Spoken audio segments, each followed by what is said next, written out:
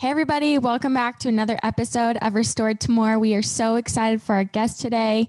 Clinton, why don't you let them know who we're talking to? Yes, this is Dan Purcell. Dan, thanks for being on. A little bit about Dan. Him and his wife co-founded Get Your Marriage On, which turned into a podcast as well as an app. They have created 4 different apps that are strengthening marriages like crazy. Together, they strive to improve intimacy within marriage.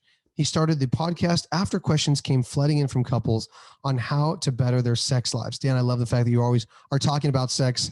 You're so comfortable talking about sex. Him and his wife, Emily, they've been married for 18 years and have 6 children, which we were just talking about. That was like hashtag inspiration, because I was like, oh my gosh, man, we have 3 and we feel like sometimes it's a lot, and then you doubled us. So Dan, we're so grateful to have you here on the podcast. Thanks for being with us today. Oh, so happy. It's a privilege. Thank you. Yeah. You're gracious. Well, I'm excited because I feel like you are talking about things that a lot of couples want to know the answers to, but they're just, a lot of people aren't having the conversation first, whatever the reason may be, shame, trauma, or just not comfortable. And but before we dive into some nitty gritty stuff and educate our listeners, I would love for our audience to get to know you a little bit. And how did you get to be where you're at today? Like, I don't think you just woke up and were like, I want to talk about sex. Well, that's what I'm going to do with my life. Maybe though. I mean, you could have that story. That's funny, because in your intro just now, you said, and he likes to talk about sex. And if you would have told me that 4 years ago, I would have completely not believed you at all, because I was probably the last person on the planet that'd be even thinking about like talking about sex. Wow. And how that all happened. Like, have you ever had moments in your life where like a conversation just changes the way you like look at the world? 100%. It's like you get a peek behind a curtain or something. You now see things that you haven't seen before. So I kind of had one of those moments about 4 years ago, talking to a friend, where he kind of opened up about his sex life with his wife. And I was like blushing the whole time. I was like squirming. I was like really uncomfortable that he was talking about like these things. But his intent was to like say, hey, it was like, I didn't know how bad it was. And now it's like smoking great, because we're doing this and this and this. And it's really helped our marriage. We communicate better. Like our kids are getting along better in the home. I'm like more motivated at work. So it's like talking about all these wonderful benefits that are coming from really focusing on improving their sex life. And I didn't know what to think about that, because my wife and I both grew up wonderful families, but sex wasn't talked about. But if it was talked about, it was always like in the danger zone and like what not to do, but never like how to build a beautiful, wonderful sex life. So it's always been kind of a taboo topic, something you don't really touch on. And so for the first time in my life, I'm like wondering and thinking, wait, sex was always so neutral in my mind, or negative. In the right context, it's neutral, because, that's what you do when you're married. But like that you can actually build upon it and make it great and something very positive, and this like positive force in your life. And that was like a new thought for me. And so I went home that night like, hey, Emily, you'd never guess what my friend and I talked about today. And but I was really vulnerable. And that's probably the first time in our marriage. We've been married about 13 years at that point. We really had like our really deep into like intimate conversations about how we are doing, because I was really vulnerable, because I was now really self-conscious. Like, am I a good enough lover? Is my wife like satisfied? Like, what does she think about this sexual behavior? What does she think about that? Like, we've never really had, because we're always so shy. We never like were comfortable talking about it. Even saying the word sex out loud felt dirty for us at the time. So like, what do you think about these ideas? And so for the first time, we're like, well, I don't know. We need to think about this and talk about this. And we both realized there's a lot that we're missing out on, a lot of good, healthy information that we've always been afraid to go seek after, because it felt like a landmines, like a minefield. You don't know what you're going to step on. You don't know what you're going to come across. And we dare not Google our sex questions, because we don't know what we're going to find. So we just kind of kept it in. We didn't have anyone to talk to. then we decided, so one thing that my friend told me is that there's great books written by Christians that talk, about, healthy sexuality. And I was like, really, that exists? There's a word like that. And there is. And I guess I lived under a rock back then, but like, it was, so my wife and we read 12 books in the first year together. Well, And all of a sudden our marriage is totally transformed from Wow. like how it was. And now this, deeper intimacy. And I mean intimacy, not as a euphemism for sex, but in the whole sense, like this closeness, this like wanting to know each other and being known. Like this intimacy started to really grow and develop between us quite rapidly. And our marriage was very different within a few months than what it looked like before. Wow. wow. That's amazing. That is so cool. And that was 4 years ago. Is that what you said? Yeah. I think it's so true. I think there's so many couples, including Charity and I, that just don't know how to talk about sex. We don't know how to bring it up. We really believe that for Charity and I, we believe that everybody is sexually broken in some regard, in some aspect. It doesn't mean they can't be fixed. It's not a brokenness that can't be restored, but it is this brokenness where there had some experience. And so even talking about it, like you said, it's kind of taboo. Mm-hmm. Or it's just like, let's just avoid it. Let's just avoid it. And you know what? We don't need to go there. We're just going to make love and do our best. And that's what we get. That's what we got. And that's what we're going to have. And it's never going to get any better. And so, okay. And so I just think I love your perspective because you change all that and you say, no, there's ways that you can work on that and get it better and talk about it. And I think all of us want to be known and be loved. And so as we engage in that conversation, a whole new level of intimacy is birthed because we're willing to talk about something that maybe previously with our spouses we've never talked about. Yeah. So you were just like, okay, I feel like you took a matrix pill and you like saw like this whole new world of sex and you're like, oh my gosh, I can't go back. And not only can I not go back, but how do other people, experience what you experience? Is that where kind of the motivation came from? The app and the podcast was, now that I know what I know, I want to share it with the world. Yeah, I can't keep it to myself anymore. And so my background's software development. I run a software development company. We build apps for businesses everywhere. So it was just really natural to go, oh, let's build an app. But one of the things that really helped my wife and I connect better through that stage was realizing sex doesn't have to be so serious. It's like adult play. And like we can be really playful about it. And it was a great outlet for me to unleash my creativity. So sex became really creative and really fun.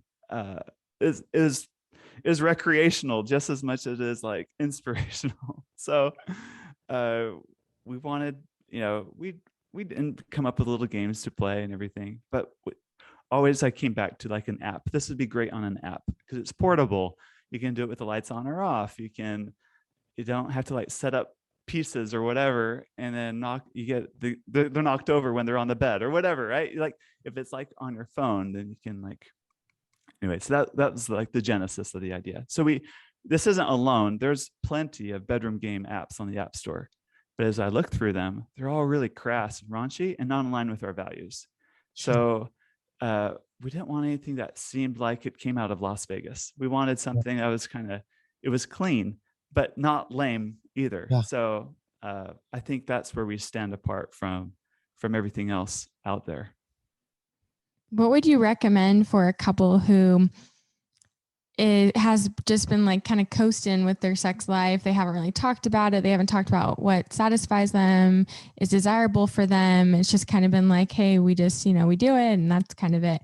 What would be like the first recommendation that you would say, hey, this is what I would recommend you guys to start doing or engaging in to kind of like start increasing their sex?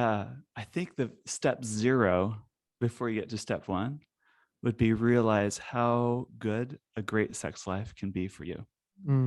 Because having a great sex life, it puts a spring in your step. It motivates you to do good. It leads you to be honest. It leads you to be like benevolent towards others. It helps you see like the world in this like with more color, and it like gives you this like depth of like meaning in your existence. And I know you can get that from other things too, but there's something really special about being closely bonded to someone through that process. It adds a lot more, I know it gives more meaning to our marriage vows and our covenants, because now there's something really beautiful and very special that only the two of you share and only the two of you are creating. And it's like this place you can go home to that's like nourishing and fun. And so once you realize those things, like that it can be good. That's step 0, I think. So like some people don't even catch that vision at all. So they coast along thinking this is it. This is as good as it's going to be. But once you see like, no, there's a lot more depth to, great intimacy. Then I think the next step then is to really talk about, have that courage to open your mouth and just say, honey, I want to talk to you about some things. I want to be closer to you. What do you think about these things? And so I don't know if that answers your question, Charity, but I think that's the first step is to recognize what good there is there. And then 2 is start talking about moving towards that. I love that, because you talked more about like the why, and why you would change. And that's so important, because you're not going to change. You're not going to see different results if you don't know why you're doing it. And you raised a really great question. It's like, hey, why would you do this? Why do we even want to pursue a great sex life? Like, what's the meaning behind it? And it's really helping somebody understand, like, this is why you want to strive, just like you would want to strive to be a healthy individual. Yeah. You read personal development books, you do whatever, why. You need to understand the why behind pursuing a great, desirable, passionate, fun, enjoyable, loving sex life like you're talking about. And I think that is so important. Yeah. But talking about it is really hard. And that's a whole nother game. So, Dan, can I ask a question about that? Because I think you're really onto something here. Because we sent you a bunch of questions and we want to ask you about some very specifics. But what I hear you saying is, if you don't know what it can do for you, you're not going to be motivated to really change it. Because I think most things are hard, right? We talk about how hard, my gosh, in my life, fitness is a challenge. It is so hard for me to get motivated and stay there. I do the binge cycle, man. I work out really hard for 2 months and then I don't. And then I do it again. And I'm like, I haven't figured this out. But honestly, I still know that I'm still lacking that inner motivation. It's like, why am I really doing this? Like, why am I going to change my life to get healthy in all these areas? And I'm working on that, just being transparent here. It's something I'm praying about and I'm seeking out and all this kind of stuff. But I think what you're saying is we got to get there with this. And so I guess my question would be for listeners and for everybody. It's like, how do we start that? How do we start learning what is available to us? And how do we start learning those benefits? Obviously, I just heard them, but how do we start understanding what that would even do for us and what that would do for our marriage and our relationship and our self-esteem and all of that? I think really good podcasts like yours is a good one to start with. There's good books you can read. There's, back to the fitness example, like I went on a river trip with my older 2 this past weekend with a big group. And I felt like the puny one, because the other adult leaders, the men, they're like Iron Man. They like work out 45 minutes a day. They're like totally ripped. One guy's like a ninja warrior, like nice. He's like a champion, Yes. So, and I don't know. So like now that I'm back from the river trip, I'm like super motivated now to like, because now I can see what it's like. So part of it is surrounding yourself with really good influences. And that's kind of how you'll raise it. I've heard someone say, I don't know where this quote comes from, and I think there's truth to it, but like, you are the average of the 5 people you hang out with the most, because we always influence others. So choose good friends, choose good influences, and I think that will help with that. Did that answer your question? Yeah, that's great, Dan. It's amazing. What does it mean? I love that you use this all the time in the podcast. It's a sexy couple. You're going to be the sexiest couple you know. It's so catchy, and I love that. If you could describe a sexy couple, a couple that has it going on, what would be their attributes? That would be very couple to couple dependent. And so when I say the sexiest couple, I'm really saying not to compare yourself with another marriage, but you two are going to be the sexiest couple that you know how to be. So you yourselves together are going to be the sexiest version of yourselves. And when like we think of sexy, like some people think of like, I don't know, I think of the cartoon character Jessica Rabbit, like very curvy, long hair, like, you know, walks with this like swagger. Yeah, the swagger, right? And so we think, oh, that's what sexy is, and I am not that, so I must not be sexy. But in reality, I think sexy is more of a state of expression of who we are inside, because you got married because you found something very attractive in your spouse in the first, or they found something attractive in you. That find what that is, and that becomes your version of sexy. So it might be you might be really goofy. You might have like this quirky sense of humor. You might be really creative. You might be really good at giving back massages. You might be really good at whatever it might be. Whatever that your strengths are, your innate abilities, those what constitute makes you sexy. So it's more about like teasing that out and developing and building on your strengths that you already have. And when you can do that and bring that into your marriage, that helps you become the sexiest couple, instead of like hiding the talent, so to speak. You're like bringing it out. We're going to multiply and like increase and build upon what we're already what our natural gifts are together as a couple. So good. I love that. Me too.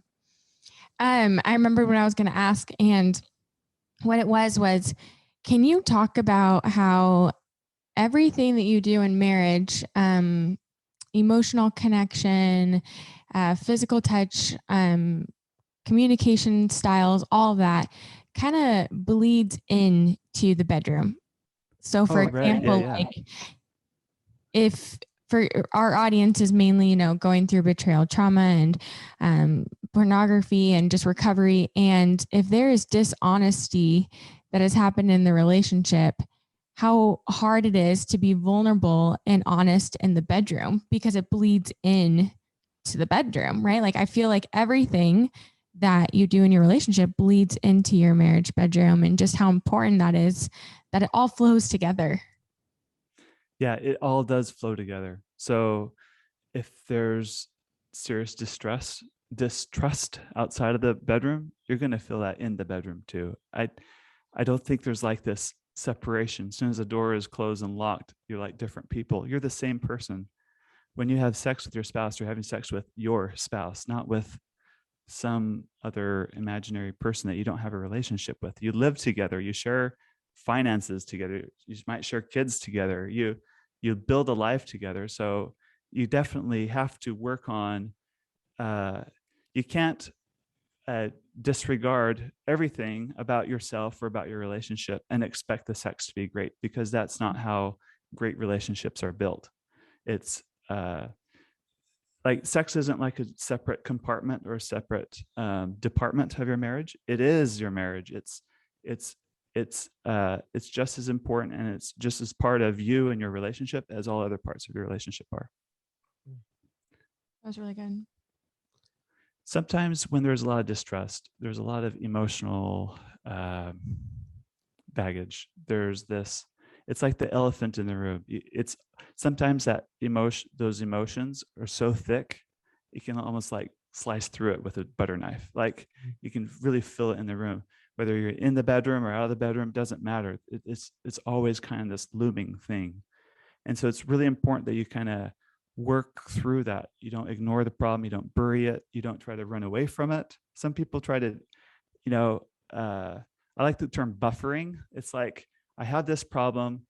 I don't want to face it. So I'm going to do other things to keep me occupied so I don't have to face this big problem. So you turn to other things to fill your life with, like busyness or other things to ignore the problem, and that ends up not solving the problem. It makes it a little worse because you just delay it that much more. So you really do need to address it. Yeah. And sometimes you might need a professional third party to kind of help you kind of unpack that. A lot of times when we're emotionally stimulated like that, it's really hard for us to slow things down and to really use our higher level of thinking, because the emotional centers of our brain are hijacking our energy. So learning how to like calm that part of your mind down and really think through and process things is the skill. And you might need some coaching and help on how to like really do that. But once you can get through that and really work together and rebuilding, and it takes an enormous amount of commitment, it's not going to be easy, but when you do, oh, it's going to be so much better coming out on the other end, because now you've learned these new skills. You two are a testimony of that. Like, you can learn, like, it's not that the memory of the thing goes away, but now you're now strengthened. You know how to navigate hard things in life. Like, sure, throw another problem out our way, we can handle it. Like, it gives you like this confidence. And so coming out on the other end, your intimacy can be that much stronger and deeper, because now you really know that you choose each other fully and that you can really connect with each other no matter what challenges in life come your way. That was really good. I feel like somebody listening need to hear that. So that was really awesome. Thanks for sharing that. Dan, you were going to talk about how hard it is to start the conversation about sex. And I cut you off a little earlier, and you were just like, because I think it's so true. I think even in our own marriage, there were things that I was like, I want to talk about it, but does it come across as blaming? Does it come across as an insecurity? Am I going to like regret that I even bring this up? And I think I wonder if couples are thinking that, like, I want to talk about it, but I don't know if I can talk about it, Dan. So how do you start that conversation with your spouse in a very respectful, loving way, where the goal is to get better? The goal is not to point a finger. The goal is not to blame. Yeah. So you got to get really solid in yourself first as to why you want to bring up certain things. Because if the underlying tone of your message is and you're not good enough, like, you're not sexy enough for me, you're not you don't help out enough, or whatever, if that's and you need to change, if that's the underlying tone, then it will never go over well. It feels like, you're like, you have a dagger. So I like to say there's a difference between making a request and making a demand. A request is when you are being, you're just making something known about yourself. It's just a willing disclosure. Like, I would like to have more sex with you, or whatever. I would like to try this new sexual behavior with you, or whatever it might be. And it's a request. It's a demand would be, you will emotionally punish them for not going along with what you want them to do.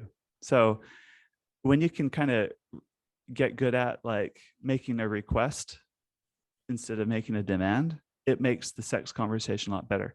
Because information is always good in a relationship. The more information you have about your spouse and about yourself, the better your relationship's going to be.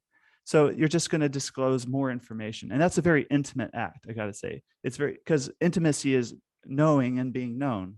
So you're like, opening the kimono, so to speak. Like, I'm bearing myself. Like, I want you to know me. And this is some things that I'm thinking about. And you got to also realize 9 times out of 10, when you bring up something you want to try or do or something, 9 times out of 10, it's not going to be received well, because that's why you're not doing it now. Sure. Right? It's like, honey, I'd love to, I don't know, make love with you under the stars, whatever your request might be. Like, and if it's 9 times out of 10, it's going to be a no, because that's the way relationships are.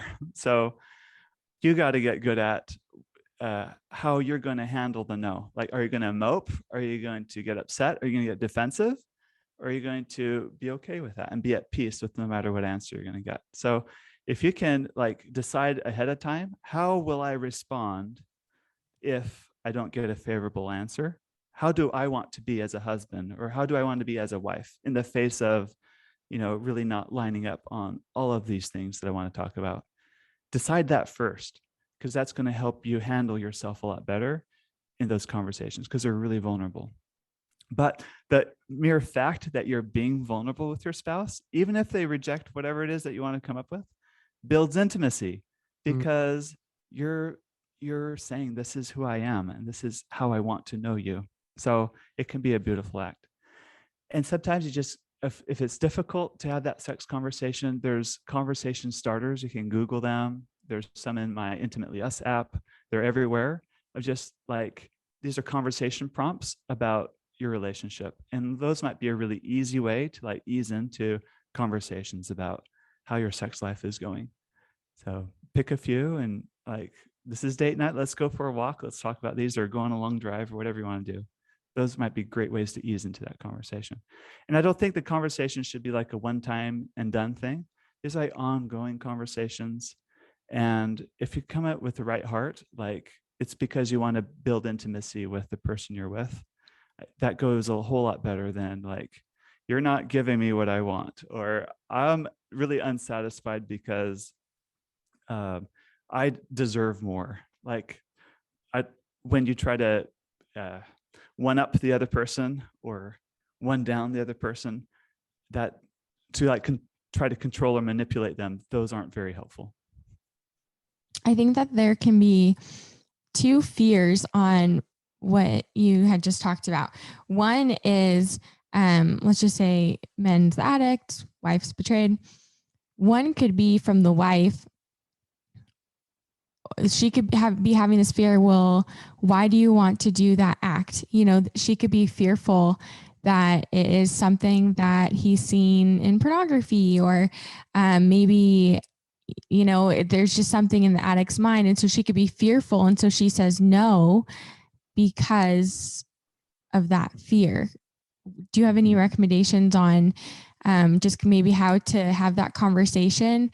Maybe the wife says something that doesn't come off as offensive, because I think a lot of times there's a silent fear, and she could maybe even just say yes to it, but inside she's feeling like, man, like, is this something that he's seen and that's why he wants to do it? And so she's afraid to speak up. Is there a loving way that he could say something or she could say something to make sure that it's coming from a pure heart? Okay, great question. And this one might be hard to answer because it really depends on like the dynamic of the relationship and everything connected with it. But let's use a scenario where he's the addict, she's felt betrayed, they're working to repair it, and he's, you know, making a request that, hey, I really want to try this sexual behavior with you. And she's feeling like, wait, do you want to do it because you saw it in pornography, or do you like, where is this coming from? I think it'd be great if she could, for when she responds, there's a difference between reacting and responding. So first of all, don't just react, but if you can like be a little grounded in your response, I think that helps. So first is to, you know, ask yourself, if I were to go through with his request, will I feel resentful towards him after? Mm-hmm. That's a great test, because if you're going to feel resentful that you gave in or caved in or whatever, then that's going to harm your relationship. So then I'd say it's an absolute no. Like, I don't want to go through this because I don't want to feel resentful for you and then resentful towards you. But if the answer is like, I could possibly do this, and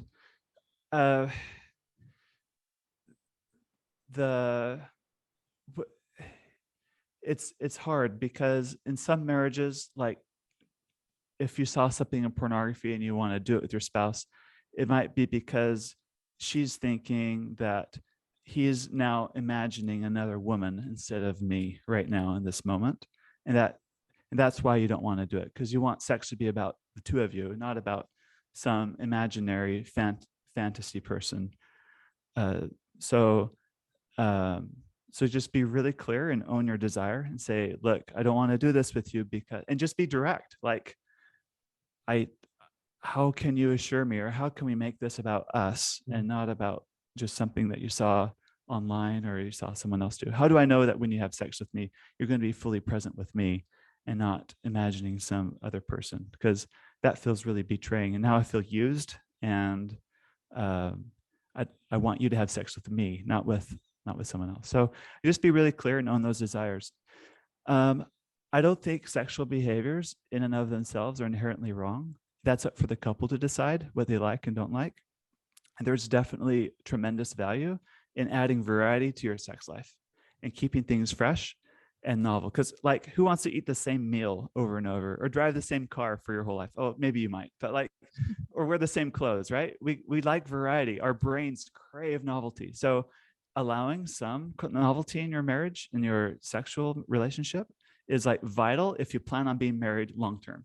Otherwise, sex is going to get really stale, and then it manifests itself in other parts of your marriage too. So like, there is tremendous value in like trying new things, but make sure it doesn't mean you have to try all of the things in one weekend. Like, you can space it out and pace yourself according to the couple, but talk about it. And you really want whatever you do to be an intimate act. I believe the very best sex, like the pinnacle of the best type of sex you can have, is intimate sex. Like, you can have sex that's, your bodies are joined and you might both be having orgasms, but the hearts aren't knit together. So like, I like to think about it like a violinist. When they first start, it's really squeaky and hard on the ears, right? And then you get really good, and then you can like master a piece and you can play it perfectly.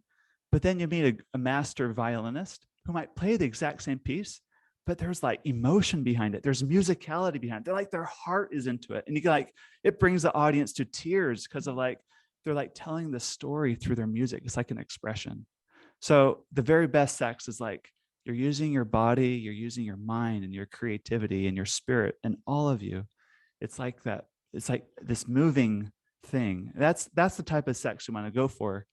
That's the ideal. So when you can introduce a new act, and if it can feel like we're really together, and this is just we're just being creative and expressing how we love each other in this moment, that's the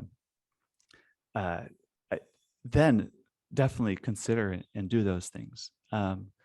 So it's something you build up to, something you practice, and you might say yes, and then you might agree beforehand. If at any moment I feel uncomfortable, disconnected, I have a safe word, and that means we're going to stop, and you both agree, and you kind of go for it. And sometimes it's going to feel like 2 steps forward, 1 step back, 2 steps forward, 1 step back, because that's reality, and that's humans, and that's how we progress. But you'll never progress in your sexual relationship unless you take some risks. No one's ever gotten to the moon without taking risks. No one's climbed Mount Everest without taking some risks. There's always going to be some risks involved. So you got to also allow a little bit of wiggle room for that grace of like, we're going to try some things, and in the moment I'm going to feel triggered, so we might need to stop, or we might go for it and have this great time, and now we've added something new to our repertoire that we can like fall back on once in a while, and it becomes this beautiful shared thing that we do. So it really is the way you look at it. And again, I think it comes back to what you talked about earlier. You can't separate things out of the bedroom from in the bedroom. You have to really build that strong foundation of emotional connection and trust. And you do that through the little tiny microscopic daily acts of the way you interact with each other every day, consistently. So good. That was beautiful. I feel like every marriage, you want to have that sex, but are you willing to practice, to take risks, to be vulnerable, to be honest, and work on knitting your hearts together like you talked about? It's way more inactive. Your heart's bonded together. I love that. That was a really cool analogy and picture. And it was beautiful. I feel like that's how God intended sex and marriage to look like. Yes. Well, I would love for our audience, Dan, to get to know more of what you're doing. I know Cherry and I have both really enjoyed listening to your podcast, and the guests that you have on there and the times that you even just do a teaching, they are awesome. And I've been taking notes and learning stuff from it. So I'm grateful for that. Why don't you tell our audience a little bit of all the things that you offer, the different apps you've created, the podcast focus, all of that? Thank you. The best place is getyourmarriageon.com. The main app that's, I guess, the most popular one is called Intimately Us. It's full of bedroom games and all tons of resources for couples to really get to know each other intimately and to create that intimate connection. We have other apps. One's like a marriage counseling app. Another's like a private, intimate, flirty, fun chat for couples that's completely private and encrypted. And another app we're coming out with it'll probably be live by the time this podcast airs, is designed to help people overcome unwanted pornography use. It's awesome. There can't be enough help in that space, that's for sure. Especially with the generations that are up and coming now. I know it's just such a prevalent issue. So that is really cool. You guys are tackling that as well, Dan. Yeah. Dan, thanks for being on the podcast. Thanks for all that you're doing. It has been a pleasure to get to know you here in person, or I guess over Zoom, for this little bit of time. But we're just keep up the great work. And I hope everyone turns into your podcast and tunes into the apps you've created, because they are awesome. Thank you very much.